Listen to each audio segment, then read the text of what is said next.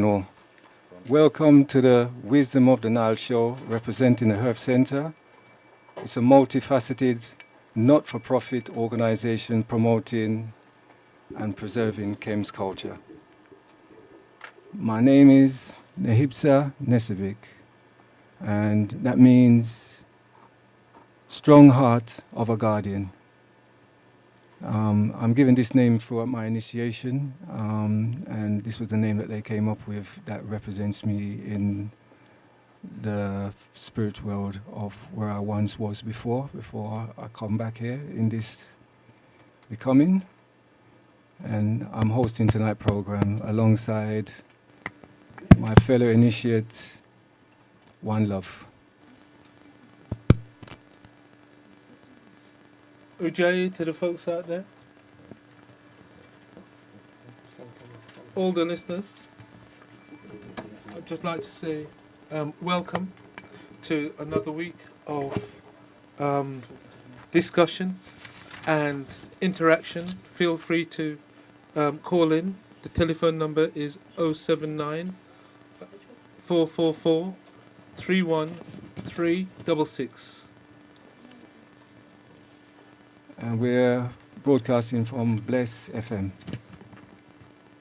Now, I'd just like to give you like a short preview really of what the Earth Center is about. And basically, the Earth Center was set up by Prophet Neb Naba, the Musa Moradinibig, who was a high priest, a Dogon high priest from the village of Burkina Faso, belonging to a lineage of healers, tracing their history back to the Nile Valley civilization. Now, in 1995, Prophet Neb Naba embarked on an unprecedented journey across the globe after receiving the blessings and support of the Golma royalties, the dignitaries of the traditional temples, and the grand divinities of Kemet. And Neb Naba's mission was to bring the knowledge to the existing Kemetic temples to the general public for the benefit of all humanity. It was where he realized really right that the path that humanity is taking is detrimental to our existence on the planet. So he saw that it was important really that he should bring the knowledge to us to give us a chance really right to reform ourselves. So Neb Naba opened the first Earth Center school in 1995 in Chicago, Illinois, where he began to take people through initiatic process. The Earth Center began to grow as the demand for authentic spiritual knowledge increased. And there are currently 9 Earth Center schools, ranging from 6 in the USA, 2 in the UK, and 1 in Canada. The Earth Center school that we're operating from is the one in London here, which is, we're located at, say, 21 Sunnyside Road, Leytonstone. And basically, we're there all Sundays, like, say, from 10:30 to, say, 6:30. The Herf Center consists of 4 branches. The first one is the M-Time School of Kemetic Philosophy and Spirituality, where 3 subjects are taught. The first is Medu Mahit, which is humanity's original language. Then we do Katibi, which involve like yoga, meditation. Sunt, that's traditional healing. And the next branch of the school consists of the Firefly production, which is the production side of it, where all the Fly 5 magazine, the literature disseminating traditional Kemetic knowledge is published in these editions, which can be purchased again from on the Earth Center website and also from the school that we have in Leytonstone. The third branch is the Ancaster natural healing, provided by priests, healers who are devoted to preserving traditional medicine, spiritual knowledge. The project, we have the fourth section, which is the project in Emerita, which is a project really where we're trying to find solution in developing ourselves and to be self-sufficient. And basically the project really incorporates like trying to keep the traditional way of our ancestors used to grow our food. So the project it involves like farming, the installation of clean water wells, and using traditional techniques for farming and so on. They are currently kind of renovating like temples where, you know, this is a part of the project really where we're trying to kind of say to bring back what was taken from us really, right, and to preserve our knowledge the best way that we can. And it's about doing for self. And the reason why the Herb Center has come about is to teach us really, to show us really like say, where we've gone astray from ourselves. And so that's a part of why we're here as a MTAM school, where we're here trying to put out the knowledge and information out there so each and everyone out there really have a chance really to better themselves really in whichever way and direction they choose to take in this lifetime that we're living in now. We have a proverb that we like to give out each week. It's basically to kind of make us think and open up our minds really to, you know, to look into ourselves really. And this week's proverb is, the stars in the sky represents human genius, and if you cannot reach the stars, be at least a firefly on earth. And basically I think what that's saying to me is that we have our children and things out there that we're trying to be like a role model, a guidance for them. So if we can't reach to where we want to reach, at least we can illuminate the way for others to follow. So the star is our goal, and not all of us is going to reach that goal in this lifetime, but we can kind of say be that illuminating light really to guide others behind us really to find their way through this time that we're going through.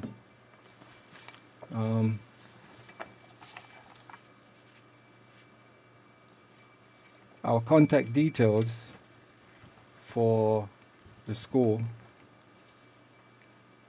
is 0207 175 4144. And the email address is umtamuk@theearthcenter.com. And the center is spelled CENTER. You can reach us on Facebook, and that's the Earth Center UK. Also on Twitter, Kebta UK. And on Instagram, at the Earth Center of UK. And the website, the 3 W's, is theearthcenter.org.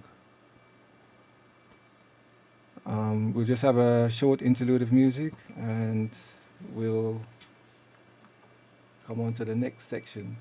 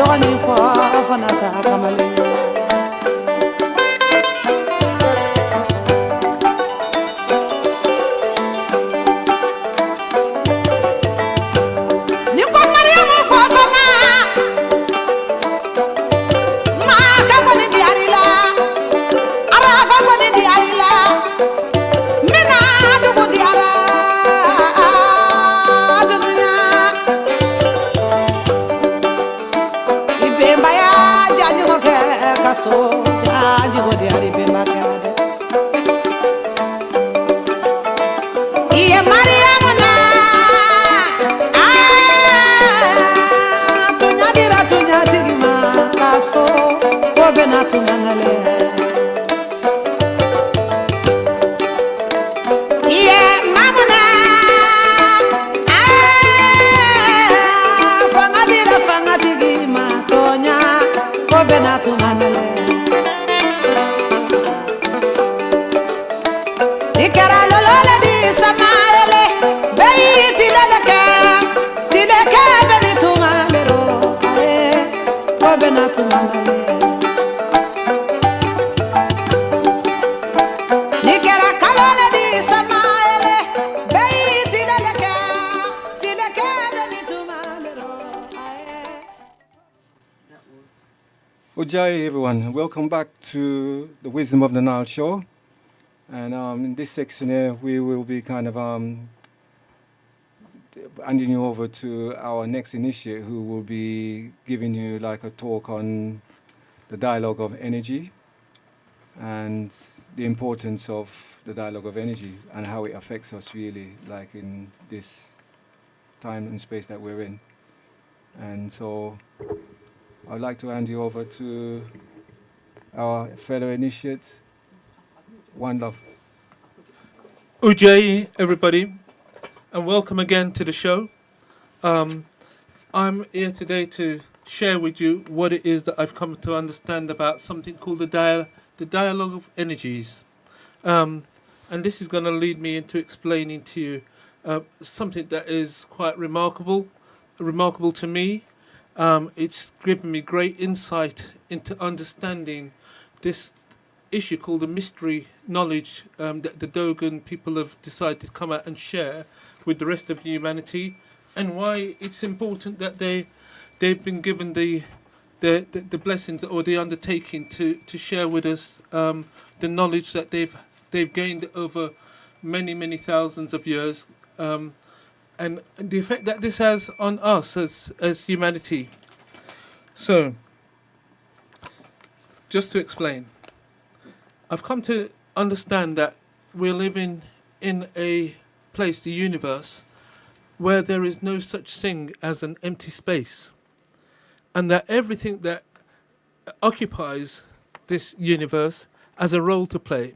It's got a path, and there is a overwhelming force, is what I'd like to refer to it as, which dictates exactly what that path is that all living things have to follow. And by living, I'm not just talking about flesh and blood entities. What I've come to understand is that living entities are what are composed of 4 elements. And the 4 elements I'll go into perhaps at a later date. But coming back to the point, the universe is composed of living entities, and all living entities have to live in harmony. And this is the harmony that is dictated by the universe. And it also is what allows the planets and the celestial bodies that move around not to ever come into a place where they'd collide with each other. And I've often wondered how it is that things of such magnitude are affected. Well, it's because of this thing called the dialogue of energies, and there are 2 channels through which energy travels, and one of them is called Bayawali, and the other one is Yenu. And in saying that, the energy that's emitted flows through one of the channels, and the energy that is received it flows through the other. And it's through this exchange of these energies that things are kept in harmony, that they're kept in balance. And so the Earth, being a living planet, with us as humanity occupying space on this landmass, we are receptors through which this energy flows. And it is the Dogon people who, through their many thousands of years of applying the knowledge that they've got, and being able to make detailed notes, have come to understand the energies and the energy of the earth, and being able to read the energies of the earth. And it's in this way that their knowledge of the universe lends itself now to being able to know that where there is imbalance, they're able to read it, they're able to see it. And because of this dialogue that's taken place, it's known that when there is an imbalance, the universe will move to maintain that balance, to maintain harmony. And in doing so, where there is anything that will come to upset or disrupt that harmony, then the universe and its mission is to correct that. And in that adjustment and readjustment, there is the notion, the real notion that things are destroyed and that things are set to destruction. And so quite often we witnessed nature, Mother Nature at work, not just on the planet Earth, but throughout the universe. And there are moments when this destruction becomes apparent. Now, in what it is that I've come to understand, the Dogon people, together with other indigenous people on this planet Earth, who have the ability to read the Earth's energies, have seen that there is such an imbalance, and that on this planet Earth, the culprit that is not acting in harmony with planet Earth and the universe is humanity. And so because of this, humanity, through its actions, has the ability to set itself to destruction or self-destruction. And it's through the Dogon people coming forth and deciding to share this knowledge with humanity that enables myself and others, initiates, together with the people that come into contact with the Earth Center, to come to understand exactly what this means, and how the mission of the Dogon people and this knowledge is to elevate humanity from its barbaric state. And it also opens up our eyes to understand what corruption really is about, and how there are forces that work in opposition to each other at the two extremes, and how by these things that exist at the two extremes provide us with a state of balance, which is where harmony exists and where the two forces come together to provide this state called Heruset. Now, I'd like to share with you a extract from a magazine, one of the publications of the Earth Center, called The Rising Firefly. And each edition contains very important information, which is an eye-opener in terms of providing knowledge and evidence that backs up that knowledge, such that it will open up any reader's eyes to knowledge which is relevant to us as humanity, and in understanding what the original knowledge that was given to us, and what it means. So I've currently got the edition called Volume 75, and within it is an article that covers this self-same subject. And so if you bear with me, I'm going to select a passage from it and share with you what it's got to say. Here we go. The dialogue of cosmic energies is what enables life to emerge as forms of expression on inhabited planets.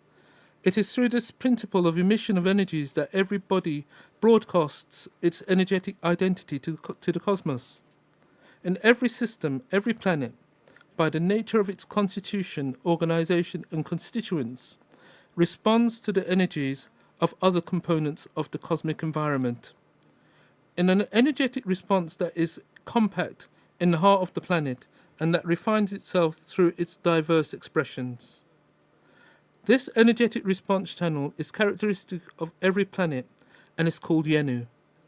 The Yenu is a characteristic of every planet in the material and the non-material manifestation of its energy. On a material level, the Yenu is the energetic channel that creates forms under its cover. It is every planet that responds to the energetic call of others. Without this interplanetary dialogue, no form would exist, and no life on Earth would inhabit matter. By definition, Biowali is related to the concept of diverse forces that compose the infernal cycle of destruction and self-destruction. In cosmic law, the law of harmonization is a sacred law.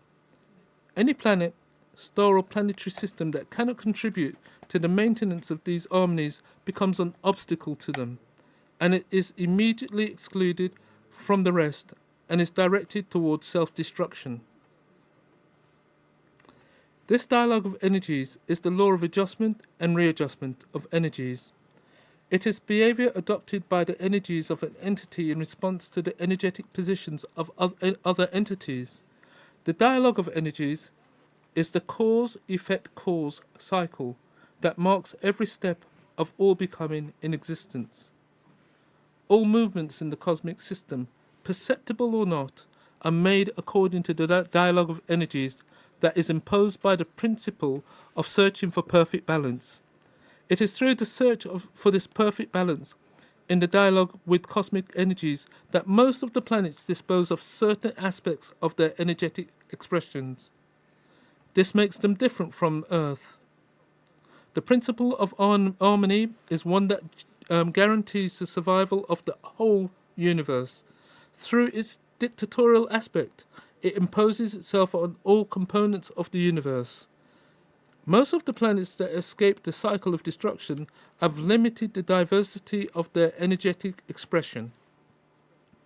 I'll stop reading there, but it does go on, and there's a lot more information to glean or to gather.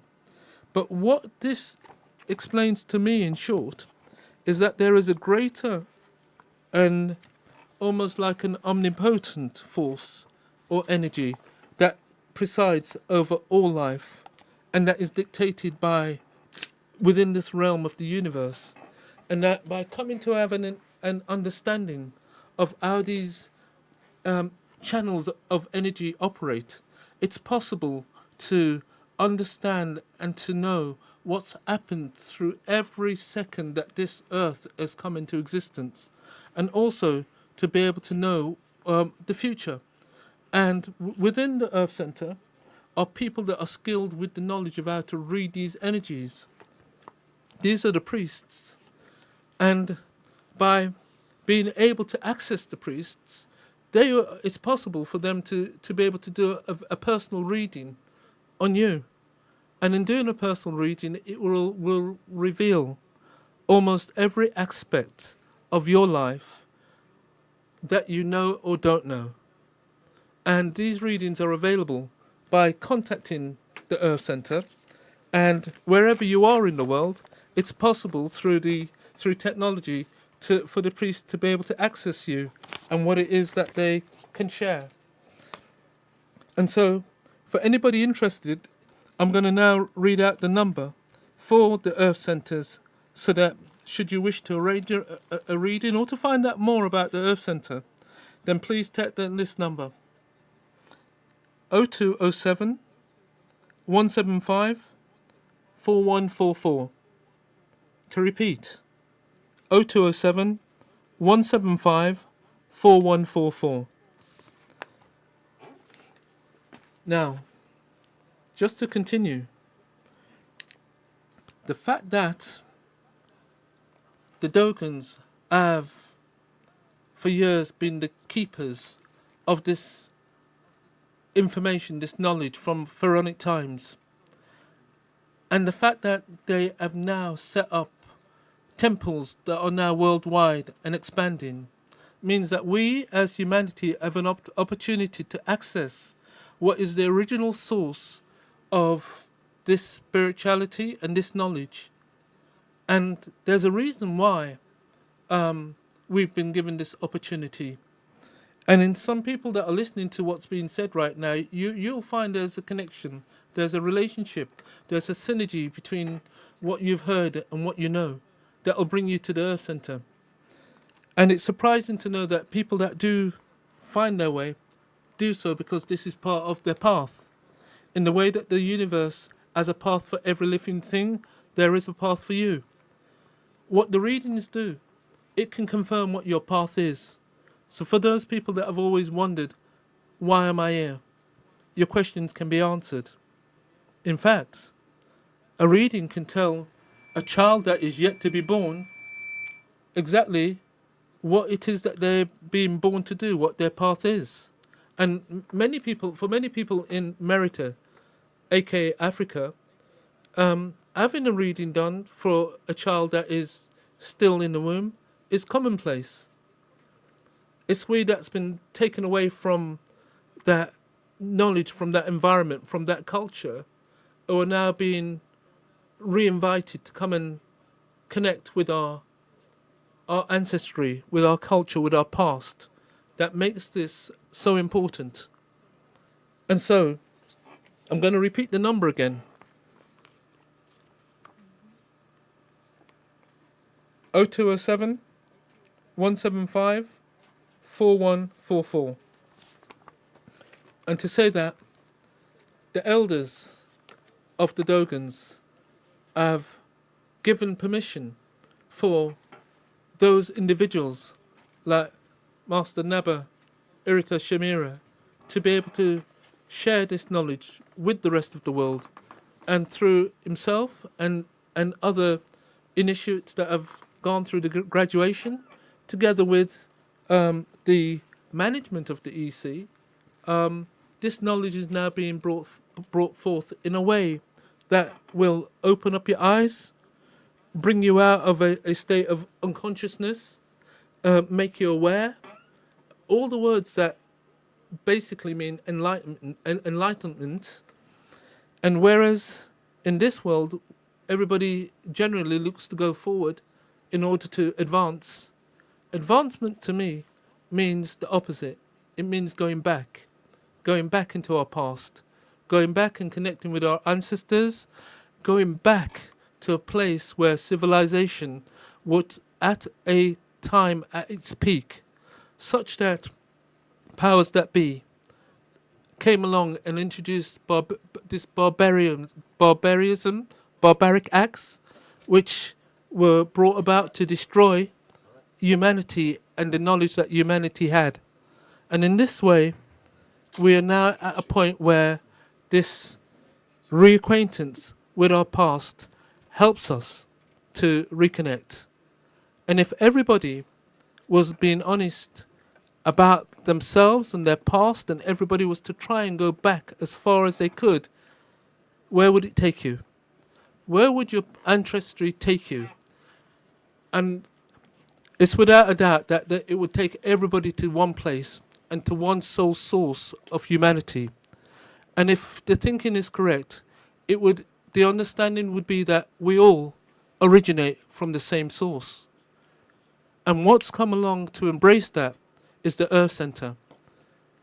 It's opened up its doors to every aspect of humanity, regardless of race, creed, color, even age.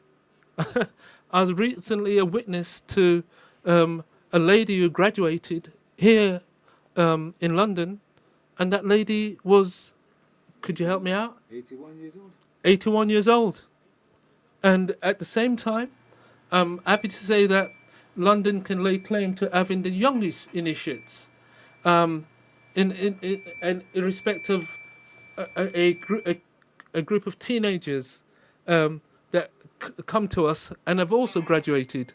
And I have to look up to these youngsters as being my Atanis, which is a term that's used as a position and a sign of respect for the knowledge that they've got.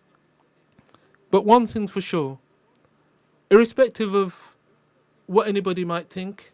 The fact that this knowledge comes out of Africa, a place where people would melanin and woolly hair originate, it represents a knowledge that all of humanity can benefit from. And so there is no bounds, no boundaries, no reluctance or hesitancy for anybody to come on board. That's as much as I would like to say on this subject, and welcome to, anybody to come along on a Sunday and visit the temple that exists in Leighton. The address that's been given out is 21 Sunnyside. If my colleagues could share with me the postcode. Then on a Sunday... It's 21 Sunnyside Road, E10, 7BB, and that's Leytonstone. And yeah, it's Sunnyside, it's Leytonstone. And basically, you can contact the temple really between the hours of, say, 10:30 and 4:30 on a Sunday. We'll just come through with a short interlude of music before we go on to another section. I'd just like to share, before you go, that anybody's permitted to come along and at least be a part of what takes place on a Sunday, where you can be a party to the 3 separate classes that take place between 10 o'clock and 4 o'clock. 10:30. Sorry, a correction, it's 10:30 on a Sunday. But please take advantage of this welcome and let you know that the doors are open to everybody. And in addition to the classes, there's products that are available. There are publications available. And later on in this show, you'll get to hear more from one of our initiates about exactly what these products are. And I'll hand you back to our host.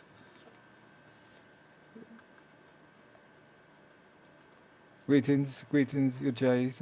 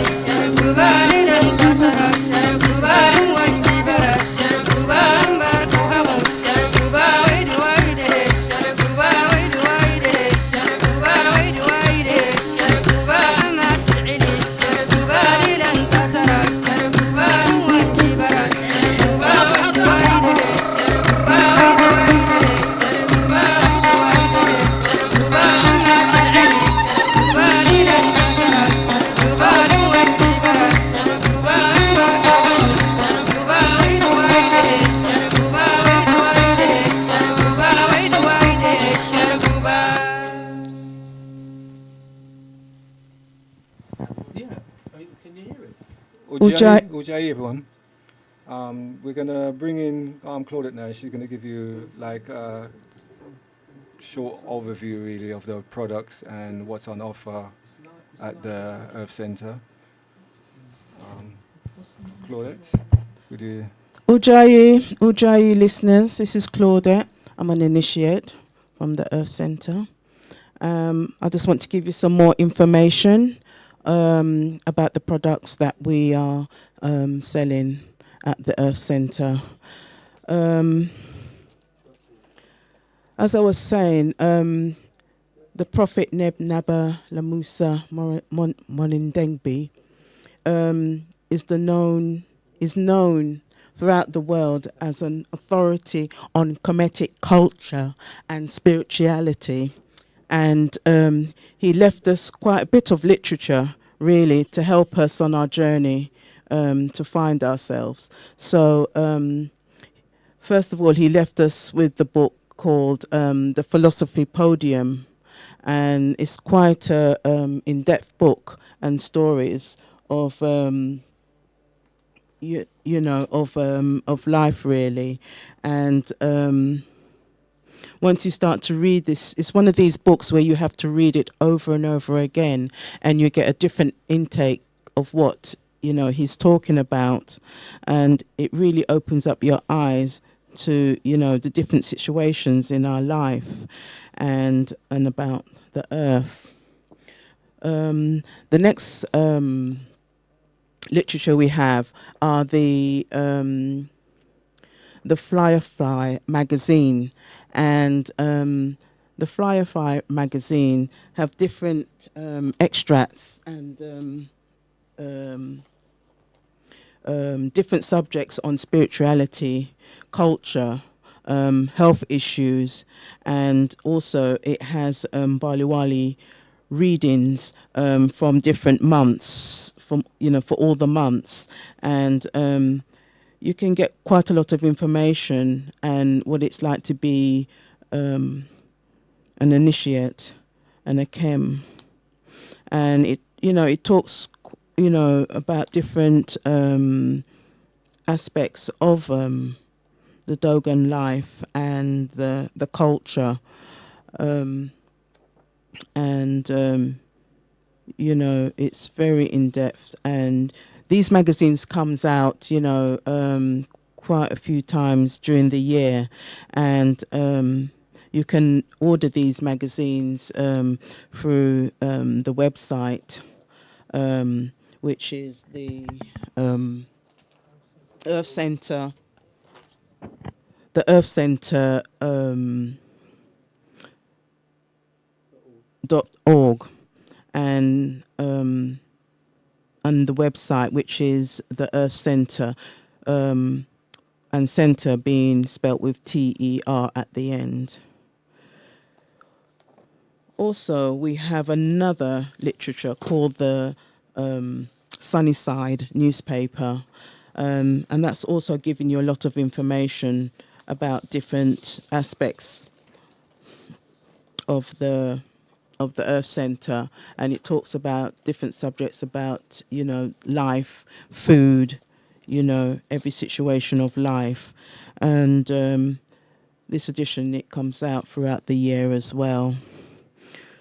We also have another book which was also published called Hedge Patar, and in the Hedge Patar, it's Initiatic Tales of Hedge Patar, and in there Neb-Naba has short stories of situations which, when you read them, they make you realize about different situations that we have in life.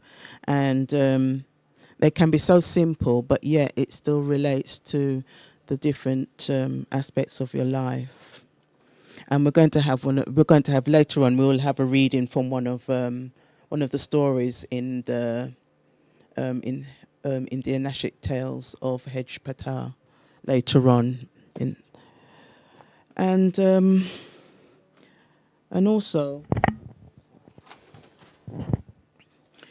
all these literature can be obtained from the Earth Center in London.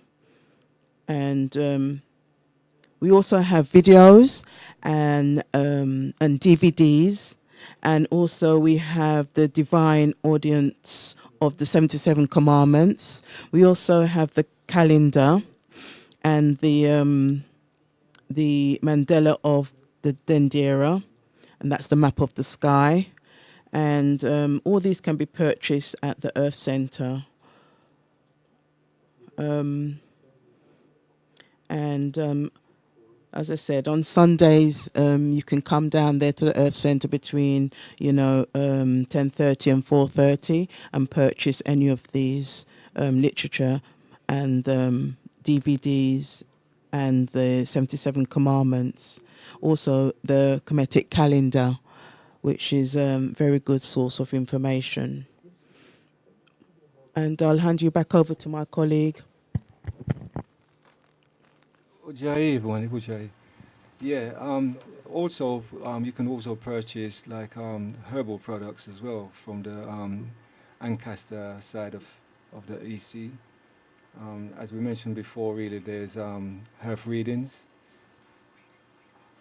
Yeah, there's herb readings that could be given.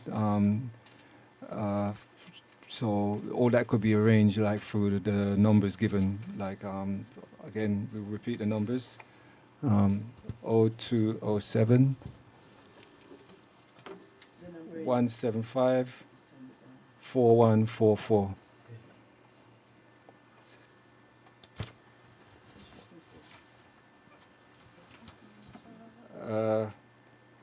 Also, you can contact us on email mtamuk@theherbcenter.com, and Facebook, the Herb Center UK, and on Twitter, Kebta UK, and Instagram at the Herb Center of UK, and the website www.theherbcenter.org. We're gonna go through. We're gonna give you the proverbs again for the week, which is.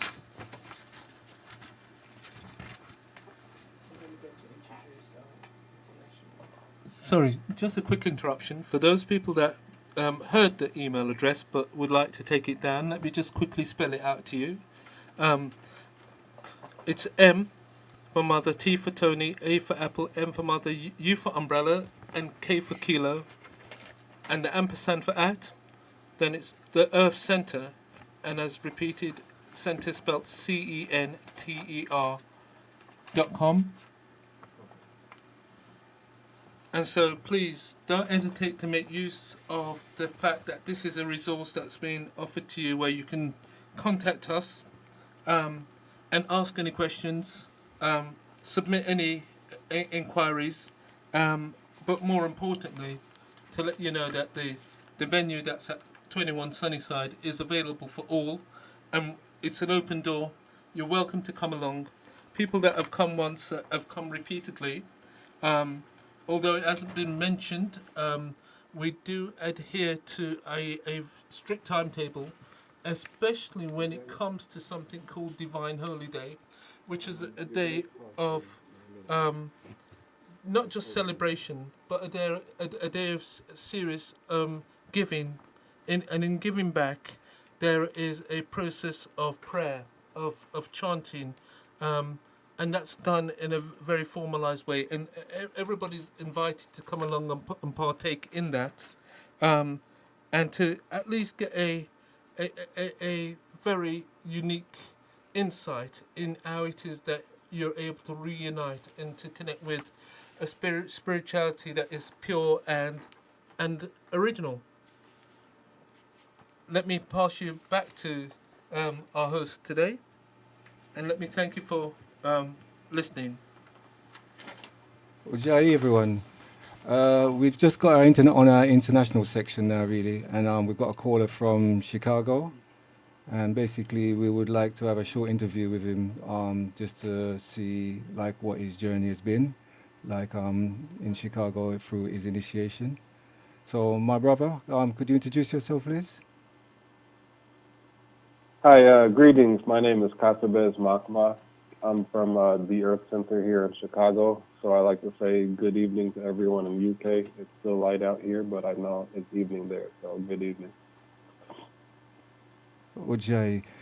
Well, yeah, could you give us a brief kind of explanation of what your name actually means?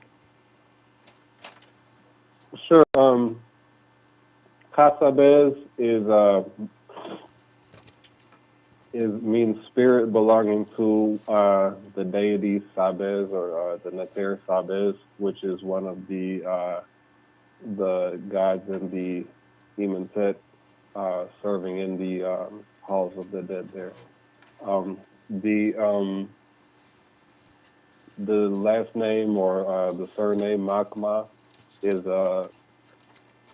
it means protector of truth and right. And do you think that that name reflects to you? I mean, you know, we're given these names, and it makes you want to kind of actually look at yourself to see, you know, the reflection. As does it resonate with you? Yeah, absolutely. I'm always trying to speak and advocate for truth, and the god Sabez is also known as being like a herald, or someone to bring news. So I'm always very engaged with things like media, writing, and things of that nature. So yeah, I think so. I see that you're the art director of. Yeah, the Sunnyside magazine. Yes, I've been the art director for the Sunnyside for about uh, a little over 10 years now, Okay. and so basically I do the graphic design layout and I write for the paper as well. Ujjayi, one love. I must admit, we're based in the UK. We hear a lot about Chicago.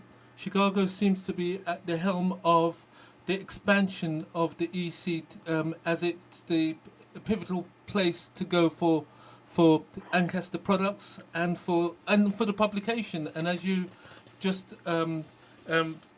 explained that you've been part of the EC for the past 10 years. Could you just share with us um, your insight into the temple in Chicago, so that the rest of the world can get to hear about it, and that we in the UK can just learn a little bit more about what you, our family in Manu, have got to say?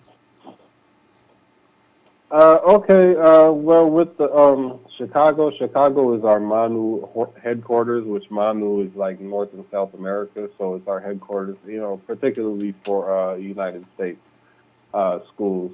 It's the original Earth Center. It's the first Earth Center to be founded by Master Naba, and so he established it there.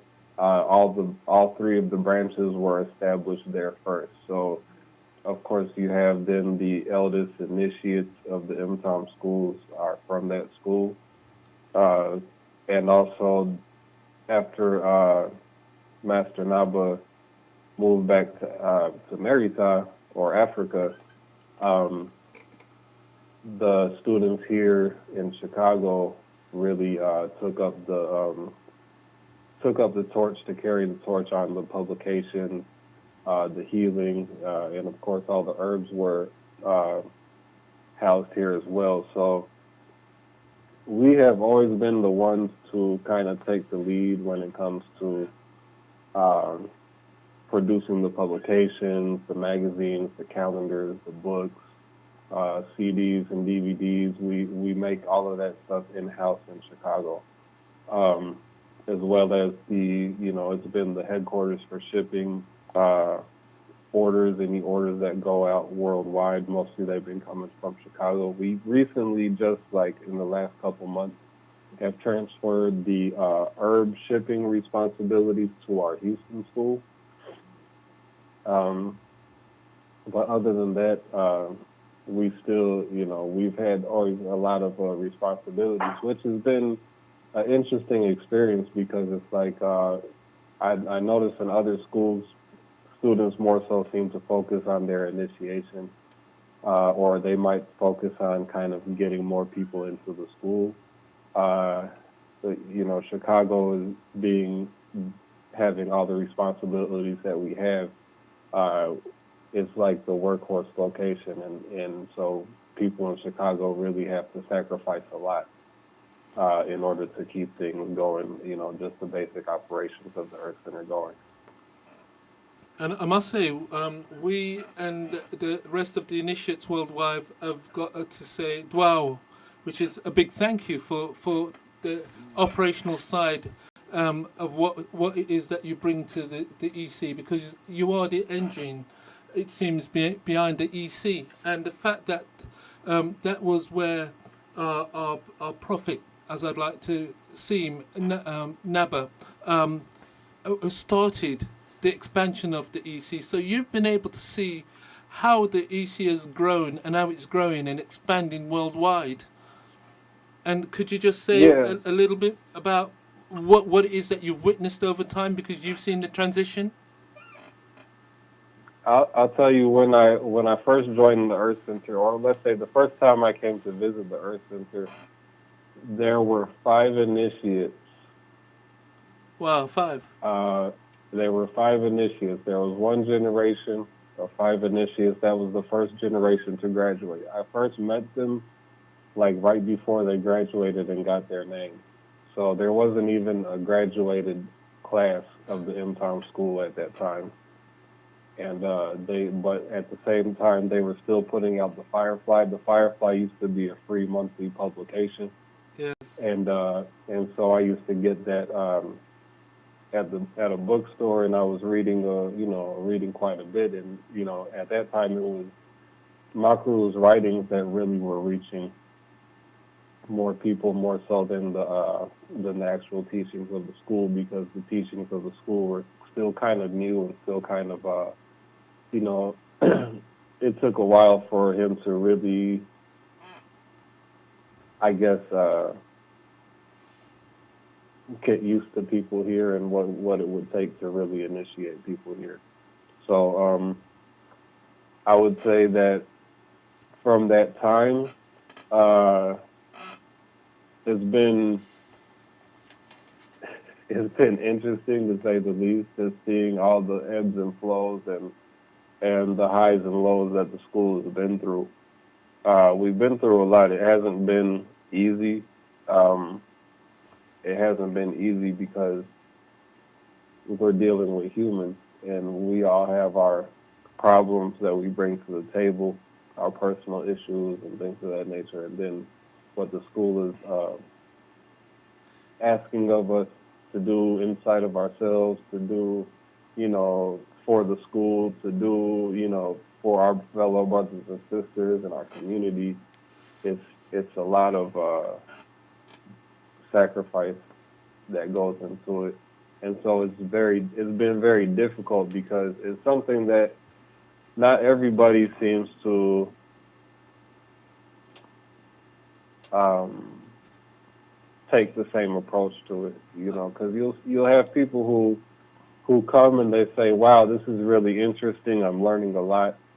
Um, you'll have people who will say, "Yeah, this is great. It's changing my life."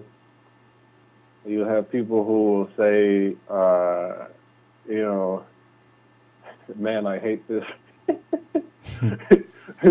But all those people, it's like they come and then at some point, either maybe it gets too hard or they feel like they've had enough, or whatever the case may be, and they leave. And then I can say, hopefully for all those people who leave, it's like, whatever they came and they got what they're coming for, and hopefully it's good for them and beneficial for them in their lives and Could for I their could I communities and all just this. could I just pick up on one of the aspects that you've Uh-huh. just mentioned, and that's the word sacrifice. I just Hmm. want you, as one of the few people that who have actually been in the company of the original founder of the EC, who's seen somebody come along and who was the originator of this, and you probably witnessed a few of the challenges that he had. Not too many people know about what he's accomplished, and I don't know, but if you could share with the listeners what it is that you know of the founder of this EC in terms of the work that he's done, the translations that he's done, the fact that most of the things that we now benefit come about as a result of him actually introducing them for us, humanity, to be able to benefit from. What can you tell us about the original founder? Wow, you want me to talk about Makaru? Yes, please. He's I don't know where to start. For me, he's like, you know, Let me ask you a question. as a person who grew up in a colonial setting, right? Me, I'm not the type of person who I can just kind of easily go along with anything that someone puts in front of me. So, you know, for me, most of my life, or when I was young and in my teens and everything, I met Master Naba when I was, I think, 20, 21.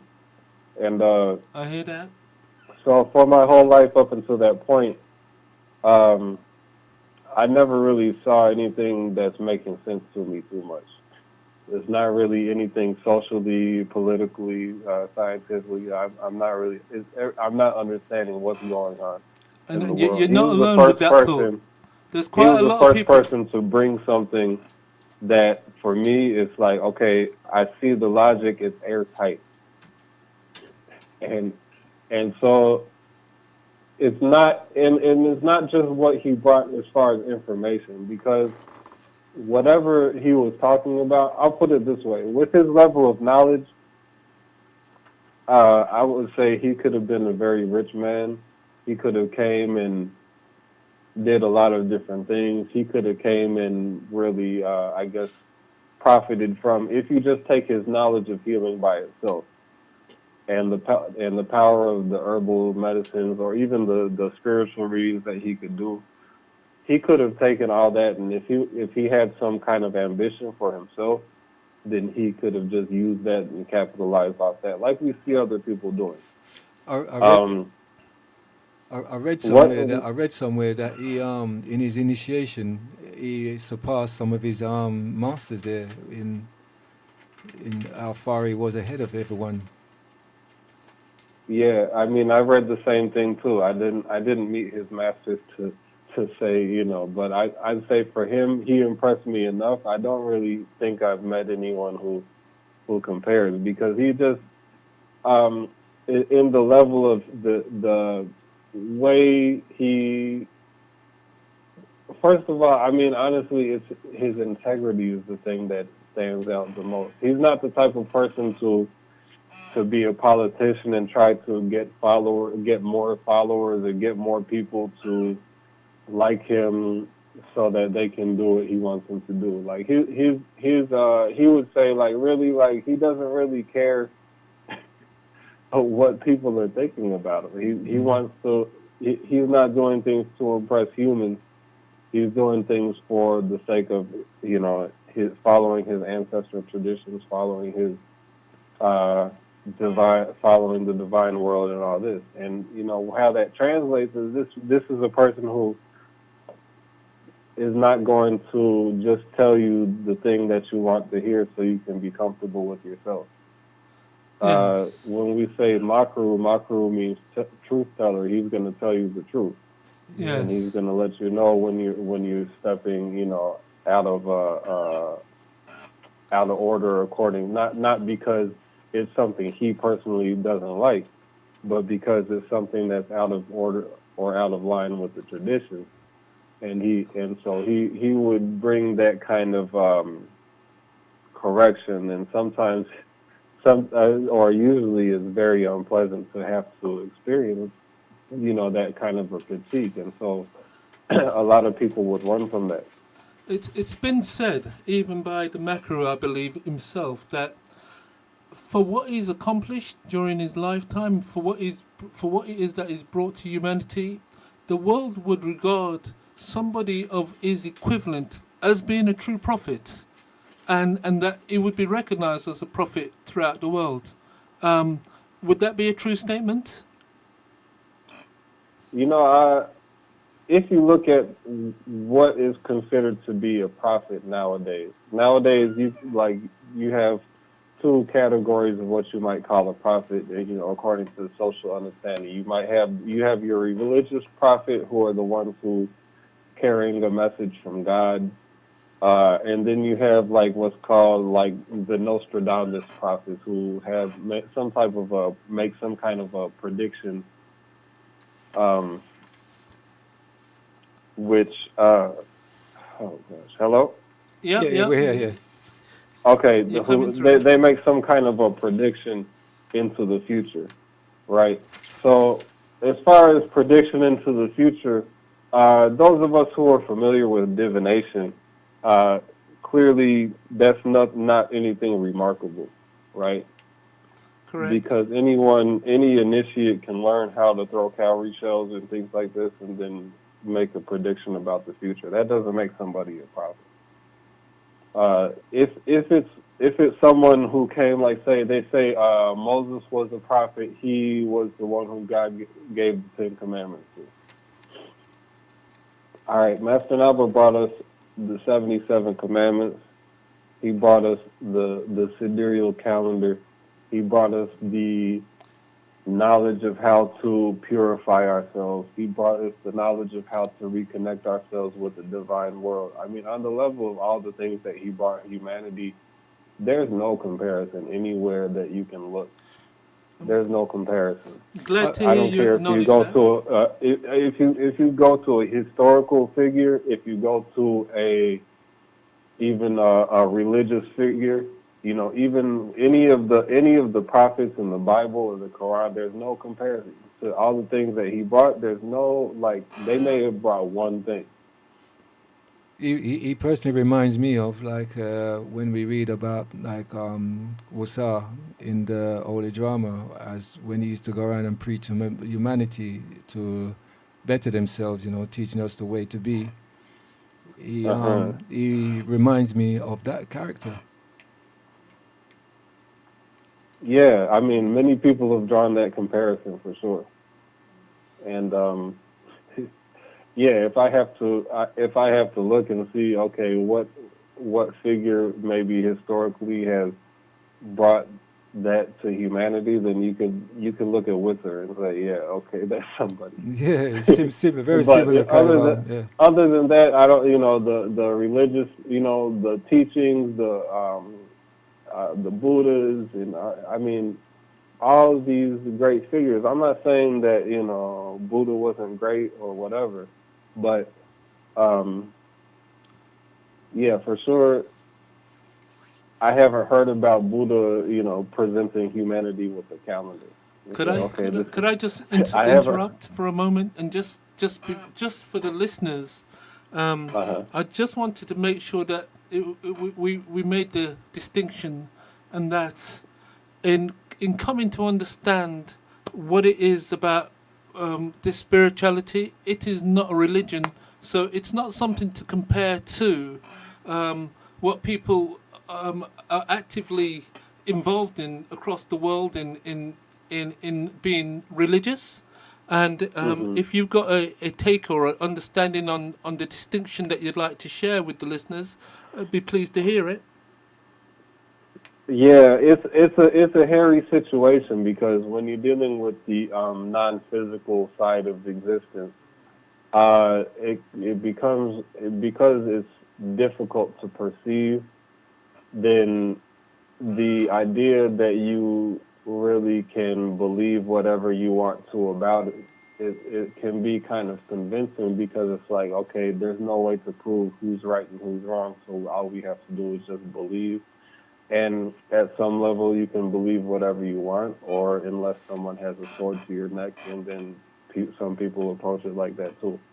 So, but religion really has to do with belief, and it has to do with rules and regulations that's built around a belief system.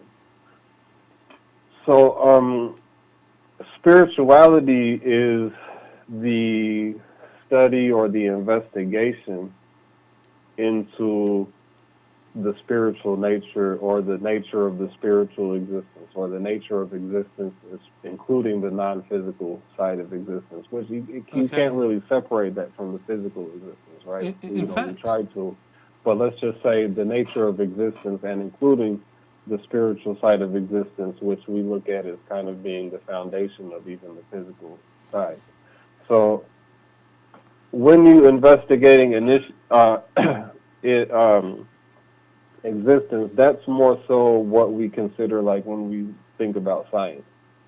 But the thing about science is the science only acknowledges what can be perceived with the senses, or yes. what can be maybe registered or measured by some kind of a machine, which is even less reliable than the senses because, you know, if the machine telling you, then you have to use your senses to interpret what the machine tells you.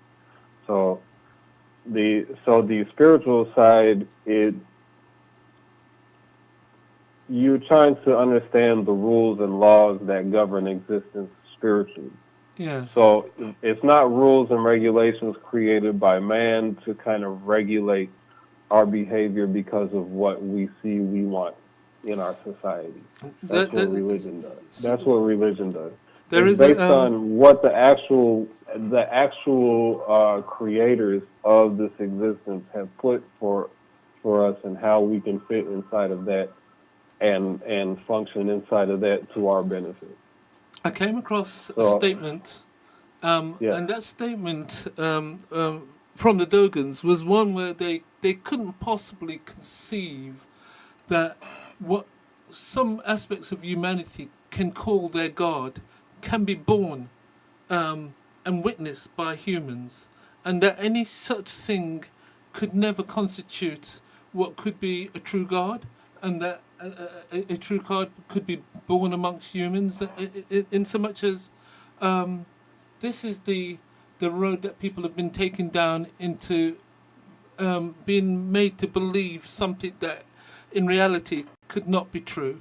Um, but changing the subject and having spoken about the Mackaroo, I'd just like to turn the question back to yourself, and like all people that have come to find out about this knowledge and travelled the path and of the divine, how I've come to find out that most people that have found this knowledge and come to find out more about it did so because something brought them there. And everybody's got a story to tell, much less their Uh, early experiences of going through the initiation.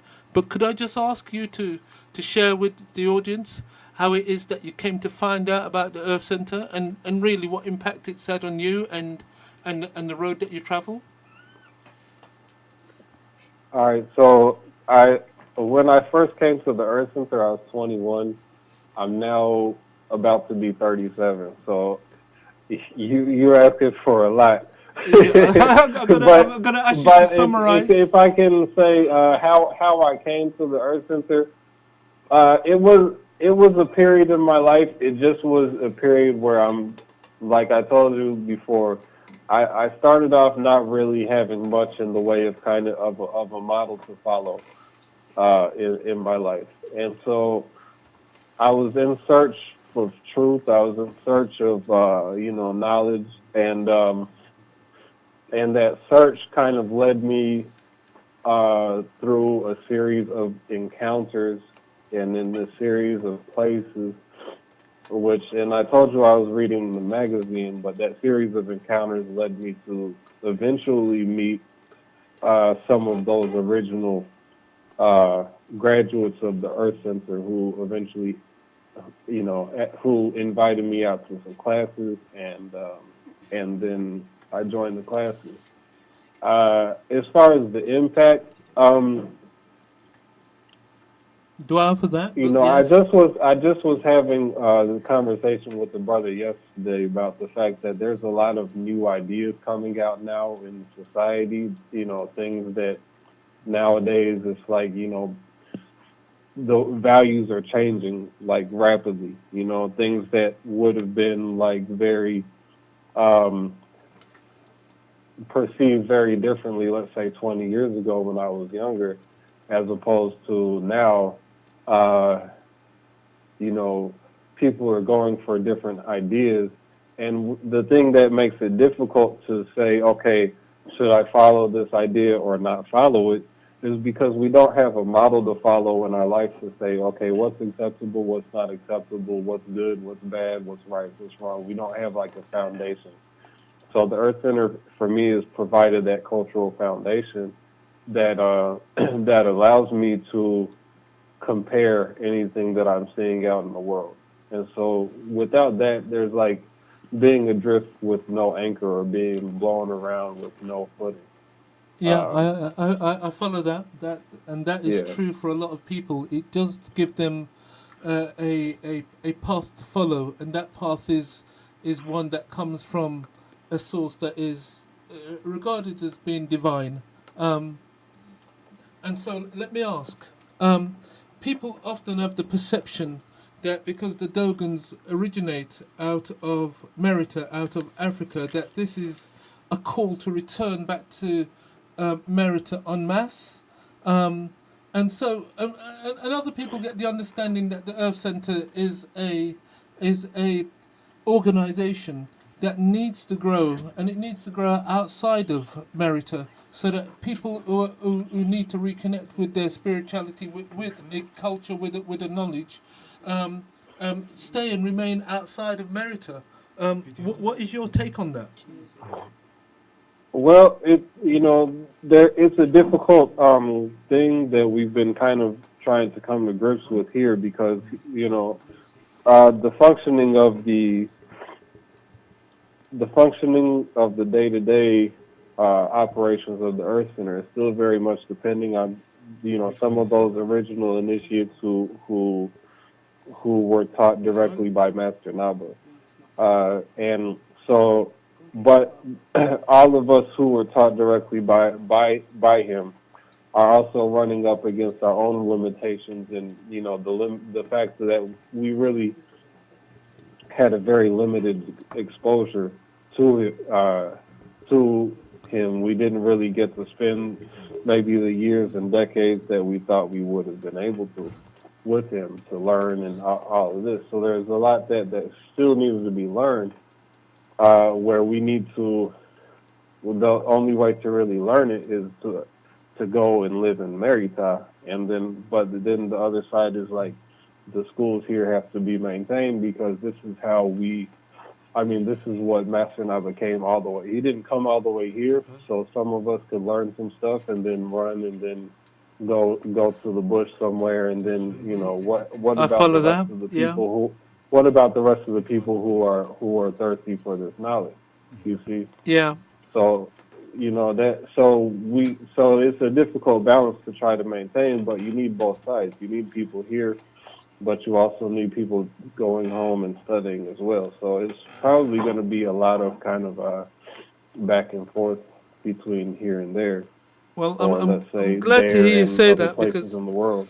what you've done is given people a exposure to what the EC is about, and it's not a um almost like a cult thing that is saying to everybody to return to Merita. Fair enough, people will do, but there are people who have got a part to play in the world outside of Merita, in being able to live the life, live the culture, obtain the spirituality, and to move along the road that the divine takes them, be it within the EC or outside. Um, so it's really good that you can shed your insight on that, and I suspect there's very few or limited people that have been a part of the EC for as long as you have. Did you see yourself being with the EC 10 years later? You said, did I see myself, or do I see myself No, 10 years I ago mean, or 10 years from now? no. Or from now? When you first heard about the EC, when you first joined, When I did first joined, I'll put it this way: I reached a point in my initiation at first when there was it was very different. Um, there was a lot of things I was still trying to process about my experience. And I did actually take about 2 years and left the Earth Center. As a 21-year-old, I was very immature, as most 21-year-olds are, maybe less mature than a lot of 21-year-olds.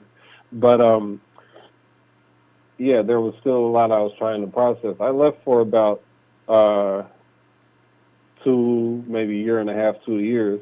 You know, still seeing like, okay, man, is there anything else out here for me? I didn't see anything. I didn't. Um, and there was things I wanted to do. Like me, I'm the type of person since I was younger. Like I don't see why the world is the way that it is. I'm thinking things need to change. I don't really know what it needs to look like, but it can't look like how it is. But for me, it's like I'm not gonna just live in a world that's messed up and then not be thinking, okay, what can I do about it?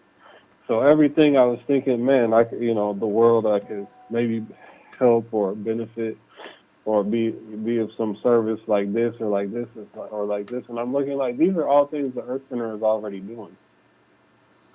And I and must. uh and so I was like, you know what? I'm gonna go back. And from the time that I went back, uh, I was committed to just staying with it. It was a point one time when I was Master Nabe had been ill. We went on pilgrimage. He had been ill. He was ill for 2 months. We were on pilgrimage, and then when I came back, I found out like man, some months after, and he was still ill. And I asked the Zeshmi, at the time Nehez, he was just Hatani Nehez at the time, and I was like, what happens if he passes? And I was like, and he said, well, we just keep going. And I was like, well, okay, I guess I'll just be ready to keep going, whatever happens. And so from that time, like I said, I came back and it was like 2005. And from that time, I just never looked back. I didn't really think about leaving because it's like, uh, if there's anything that I can do to be of service to humanity, service to the planet or whatever, it can only happen in the context of a larger group that I'm a part of. It's not going to be me by myself trying to do things. I must say that So, what you've shared with us, and indeed what you've shared is commendable. It's commendable, and I must admit, for the length of time that you've been a part of the EC, it shows that you're in for the long haul. I've been in for a relatively short time compared with yourself, but one thing that I've witnessed is the fact that within the EC, within the temples and the people that I've met, it truly is a family. And that family feeling is very, very strong. It's unprecedented. And it comes hmm across through just natural endeavors. And even in the way that in what you've got to say and in what you've got to share, there is a sense that you're a part of a camaraderie, a coming together, and uh in so being, do you sense that there truly is the family spirit in terms of this chem like living where everybody embraces and shares and does for each other what they can? within the Earth Center, I'd say that I would say that I've seen it more in the Earth Center than most other places, but the exception being I've also been to Merita a few times, and I'd say those of us who are in the Earth Center and trying to adopt that family and community concept, we still have a long way to go towards really applying that the way that it's done back home. So definitely the travel back to Merita just to see and to witness and to experience, but also to have a model to copy is uh, is extremely important. I mean, that's what Makaru came and brought to us. Those of us who are trying to follow in his footsteps, we're trying. but we're doing it imperfectly. Obviously, we're human, so maybe even he was doing it imperfectly too. Everyone isn't perfect, and he never came and said he was a divine being. So I just look at it like everyone has their improvement that needs to make. They need to make. Those of us who are trying to do things here, there's a lot we can learn from back home because I see even a higher level of community and camaraderie back home in Maritato. I must admit, one of the things that I've witnessed is that there's been a great coming together. I've seen couples that have met through being within the EC, and that they've embraced the culture and the principles of the EC, and Uh, I dare say there's going to be children and lives that are going to come forth as a result. I've witnessed this in the short time that I've been associated with the EC, and I must admit, it is it's probably happening across each and every one of the temples. It's probably something that you've witnessed over there in Chicago, but the numbers are rising here in the UK. I don't know if it's it must be something in the prayers that's doing it. But have you seen the true family of Kem coming together in that way? yeah, of course, yeah. Because one of the things that we teach is the importance of family, Yeah. and we teach about the importance of bringing children into the world, and some of the social stigma around having children.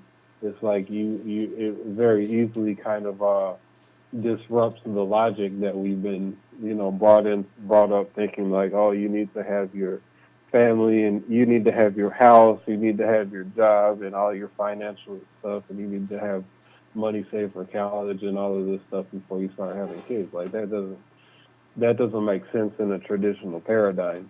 And so uh, it kind of removes that barrier, that mental barrier that's put there for us. So definitely, I've seen that, and for me personally, like my wife is in the Earth Center. She's been in the Earth Center now for about 10 years, and so us having that as our foundation has been.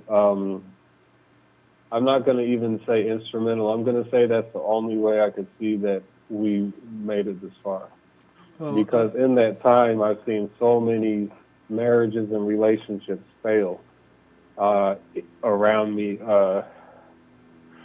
and even sometimes, and the thing is, like that's my experience. I've seen relationships in the Earth Center that haven't worked also, and so that's why I'm saying we as a community, we're learning, we're working on it, but there's still a lot further to go. well, But like I say, so I try not to be too idealistic and say, oh, this is paradise. but I'd say that we're making strides. well, We're making progress, and that's what I'm just happy to see. well, the beautiful thing is, nobody said it's paradise, but the one thing that is correct is that it's true, and it's true in every sense, in so much as it has its highs and it has its lows, as does the journey through life, and so it's as real as it could be. It's not in any way fake. It's very transparent, and in the same way that nobody says that being a part of this EC removes you from a state of corruption. It just makes you aware of Uh-huh. it and puts you in a position where you can work on a daily basis to correct it. But corruption exists. Absolutely, yes, sir. Yes, sir. That's true. Yes. You Yes. were saying, or you were asking earlier about the difference between religion and spirituality. One thing I wanted to add is that when it comes, because we have a spiritual, or let's say, I've heard Makaru refer to it one time as like the holy drama as like kind of the religious component of the Kemetic culture. Um, and he let's say the story of the gods in the holy drama, it's almost like if you listen to it and you're not really thinking, uh, or you don't really understand, it might just sound like any other story that you've heard from a Greek mythology or a Christian mythology or whatever. And but to me, I found like the more that I really look at that story, like everything about a human being is in that story. Correct. You Yes. know, you can always find yourself in that story, whatever situation that you're dealing with. And it's hard. And anyone who's listening, I know we're on the radio. Anyone who's listening who doesn't know what I'm talking about with regards to uh, the Kemetic culture and the Kemetic spirituality, I don't know how I can communicate this just with these few words on the radio program. But there's something about it. Let's say if you talk about the nature of Heru and the nature of Set, who is Heru's antagonist, uh, and you look at the fact, okay, Heru is mortal, he's vulnerable, he's impressionable. All the things that we learn about Heru, and it's like you can apply that directly one for one with a human being, and that's exactly how a human being is, and that just happens to be the one. Like there's many gods in the Kemetic pantheon, but that happens to be the one who is the what's it called? Uh, the one who is the representative of every individual human being. We're But all like in the image of Heru, but let me just say and that understanding that nature is instrumental in understanding like, okay, this is how I have to deal with situations because I understand, okay, this is just me fundamentally. yes, And yes, agreed. so again, it's just a brief aside, but I thought I wanted to But what get you into say is that because major importance, and for the listeners out there who heard the holy drama mentioned, let me just explain briefly that the holy drama sets out the story of the origins of the Kemetic cosmology, and that is the story of how the universe came into existence, and more importantly, it explains how. Sorry, just to, I'm just being corrected by my fellow initiate, and to say that the holy drama is the creation story, and uh, in saying that the relationship between the individuals that are mentioned in the holy drama and the creation story, it goes on to become the makings of almost every religion that's out there, and it's a part where we as humanity can relate to the story that's being told in a very powerful way, and that story is as written on the walls of the Egyptian pyramids, and it's a story that's been taken and adapted to suit the whims of mankind who want to replicate what they saw as being in becoming the soul or the one power that exists on this planet Earth. And so that is a show that we mean to do in the future in depth. So for listeners out there who want to learn more about spirituality and how that has affected or brought about religion, tune into future shows and learn more about the creation story, the holy drama. Yes, my brother. Yeah, we really appreciate your energy and letting us know, well, quite a bit really. I mean, Well, you've had the pleasure of being taught by the master himself. So, what more can we say? I just want to ask you one question though. I mean, how do you go about doing the articles, like finding which articles to put out in the Firefly? um, in the Firefly, you talking about all the articles? Yeah, yeah. We have an editorial board that kind of manages that, but then there's different in the Firefly. There's different columns. Each of the columns has a certain kind of article that goes in it. So we just we have people who write for each of those columns, and people who manage the columns. So I mean, we have a little bit of an organized way to figure that out.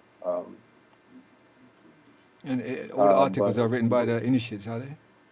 yeah, all the articles, aside from what what we're republishing from Master Naba's writings in some of the columns, everything is written by initiates. Master Naba had a saying. He said, "The writers, it's the writers who will change the world." So for him, like writing is very, very important in delivering a message that can reach many, many more people than you can just by talking. Dwell, dwell. Well, Something else that I'd like to add, and that is, um, when I first found out about the Dogons, it was I feel it was by chance, but now I've come to learn that nothing happens by chance. Um, but the most amazing thing was to find out the Dogons were a living nation, a living tribe, and the fact that the only thing I knew about the Dogons prior to um, them coming out and bringing the temples into being was what I read in publications that had been produced by the same colonialist. And so now, the fact that I can sit down and be amongst people who can tell their own story, who can write their own story, and who through yourselves are being able to publish um, the, the knowledge that we so dearly need is, for my mind, amazing in itself. And so people Hmm. no longer need to rely on hearing or getting this knowledge third hand. They can get it from the source. Yeah, and this what we're doing. This this cultural, I mean, really, this cultural revolution that we're a part of. We're just now scratching the surface on what we're going to be doing. If you think about it, we just graduated maybe I think about 50 generations now uh, of people. Yeah. We're going to reach a level where we might graduate 50 in 1 year. To be quite I honest, mean, because like right now, okay, just to give some perspective, the when I started, it was 5 students in one school, and yes. so from that time, I've seen to now where we have 9, and of course, more people worldwide who are calling for this, and so the to see it in the really really infant stages now to see where it is now, it keeps me to have the perspective that this is something that's still growing. It's something that's still young. It's not something that's reached its potential. And so, it's really just going to take more and more people to be committed to further keeping this growth going. And and like I said, maybe some of the things that we might prefer to do, or some of the things that might be asked of us from different in different ways. It's like, okay, but what does this have to do with my mission? Like, this is it's such a great mission, and I would really just like to see where some of us could say, I've been doing this now for 50 years. I've been doing this now for, or when some of our children can say they've been born into this, and then they're maybe 40 years old, 50 years old, and see where they are, it is just something to consider projecting into the future what the potential really is, if we do our work well. Well, I must admit that whilst you've been on the show, what you've had to contribute is definitely gone out there, and it's inspirational. It's inspired others. So, believe it or not, you're actively a part of maintaining the growth of the EC. And I'd just like to read out for listeners a text message that has come through whilst you've been on the show, and one of the listeners has said. It would be good for listeners to know that it is not an easy journey, but with preservation and the ancestors' guide, our footsteps can graduation can probably lead to graduation and get our right name and regain our love that has been handed down from generation to generation. And it ends with saying, "We have learnt to acknowledge our ancestors and the divine world in the true and original way." Yeah, and even even in that, uh, just to graduate is just like I graduated in 2007. So there's so much to come after that. You know, just to make it to graduation is a good step. It's a big step, but there's so much more. Learning how to honor our ancestors, uh, there's so much more than just the basic way that we learn how to do that. There's so much more to understanding what our ancestors are, how we relate to them. I mean, there's so much more to go. So I mean, I really just encourage you guys. Like, it's difficult, yes, it's difficult, but life is difficult, man. It's difficult anyway. If there's a difficulty worth taking, it's a difficulty that's going to be beneficial to yourself, while at the same time you feel like, okay, yes, I'm a part of something that's growing and is. Sorry, your call cannot be continued.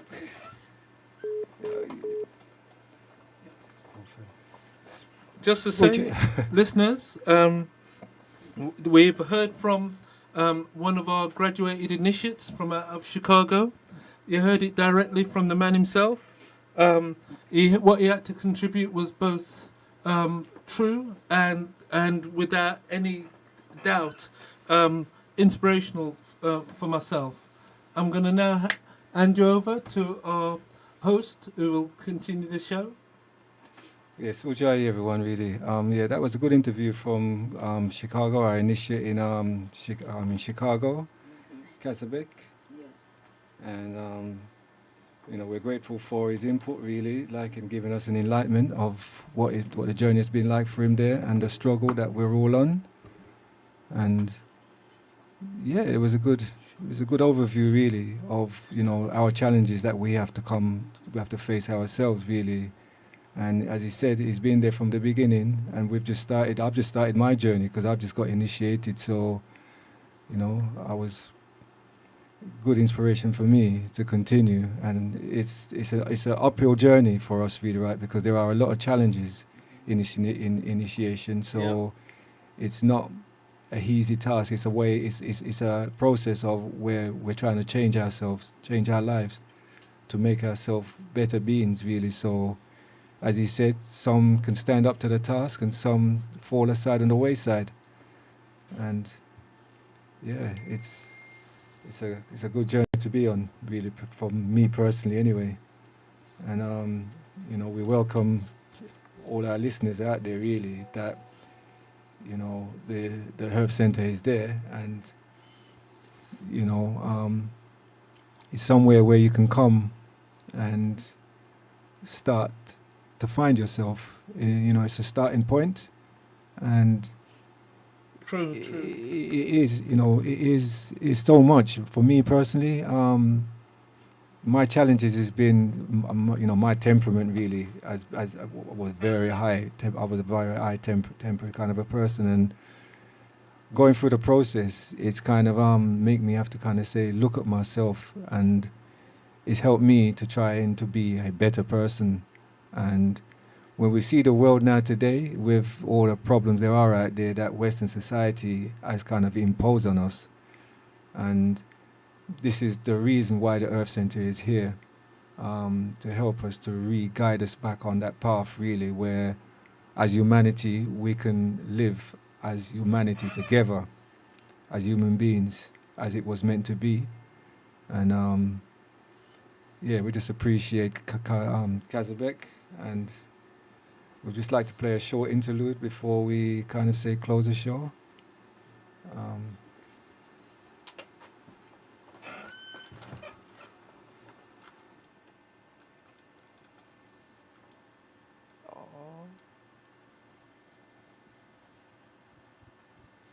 Just for the listeners, before let me just quote the number for listeners to call should you require any information.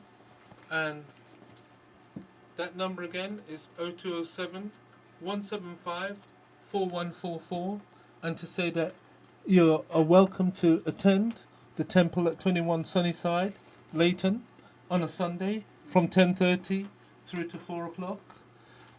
And thank you very much for listening. Thank you for our colleague in Chicago, and he's a welcomed person to come back on the show and to share more of his enlightenment with the listening audience. Again, this is Bless FM.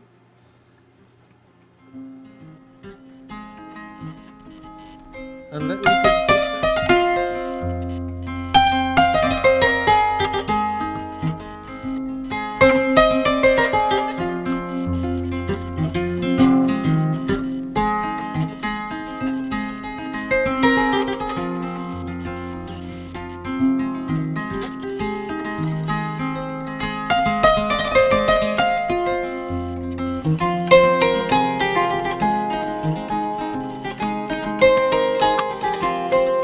Turamagan tere manden kele mansali. Indongli ye turamagan silema. Bunyani jigiya menyal kan. Alial jantola. Beni faciale. Ali sona jabate jere turamagan sile. Dobrete facia kole.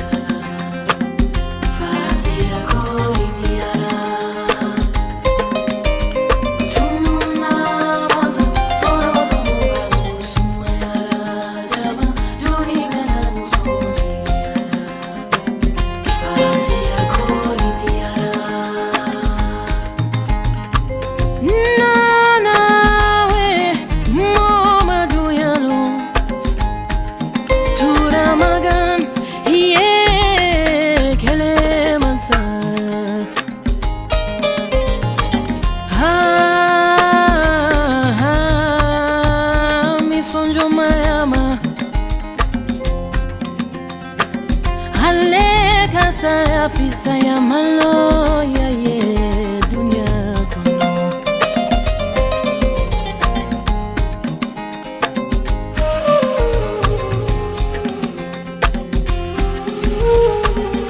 Na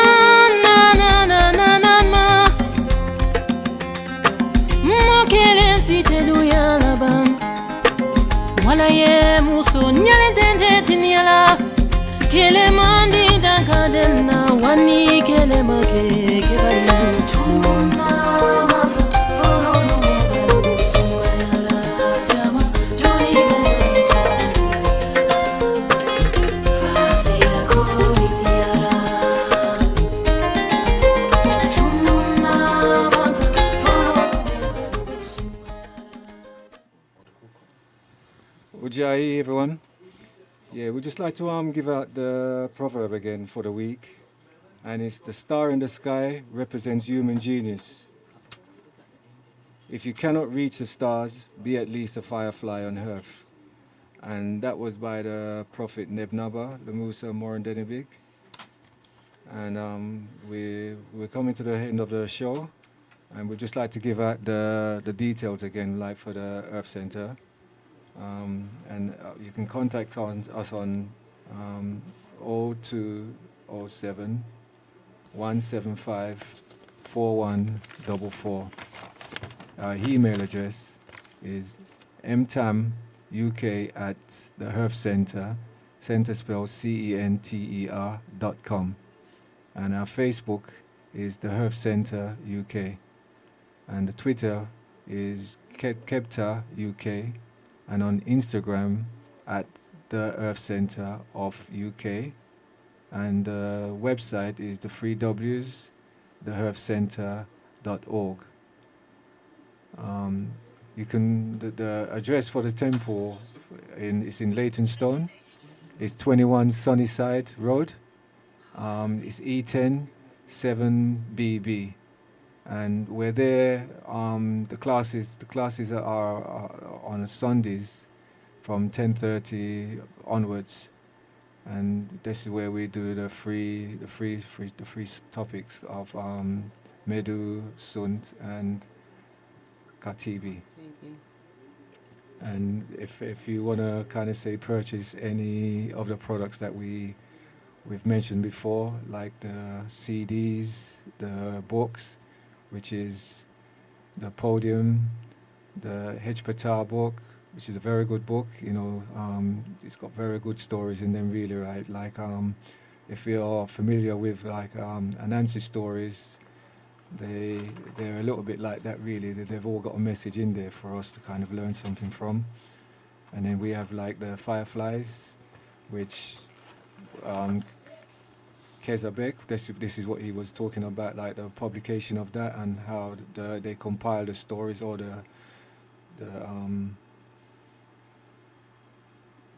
how they compile the stories and everything that makes up the Fireflies. And also you can purchase like the from the ancestral side, really, like the herbs and things, which is for body cleansing, detoxing, and that kind of stuff there, really. So consultations, you can also contact us for earth readings and health consultation, again on the same numbers that we've gave up previously. Or come down and check us out, like on a Sunday, And we read out the proverb again for the week, and it's: the star in the sky represents human genius. If you cannot reach the stars, then be at least a firefly on earth. Yeah, and we would like to thank all the listeners for tuning in, and we'd like to thank Bless for giving us this output here. And I'd like to. My name is Claudette, and also One Love, and we'd like for you to listen again on next week Wednesday between the hours of 8 and 10, and Duao, and thank you listeners for listening to us. Duao, and thanks very much for everyone for tuning in to the Wisdom of the Nile show, and we look forward to seeing you again in the Forward Strong, as we would say. And give thanks for Bless again, really, like, for giving us this opportunity, for putting forward the Earth Center, because we believe, really, right, that the information that the Herb Center possess really is valuable information, really, for us, really, to strengthen ourselves and to have this platform. We are grateful for Bless, really, right, for giving us that platform. And so we'd just like to say a big rise up for all the other initiates out there, that we here are thinking about them the same as they're thinking about us, and say see you all in the forward.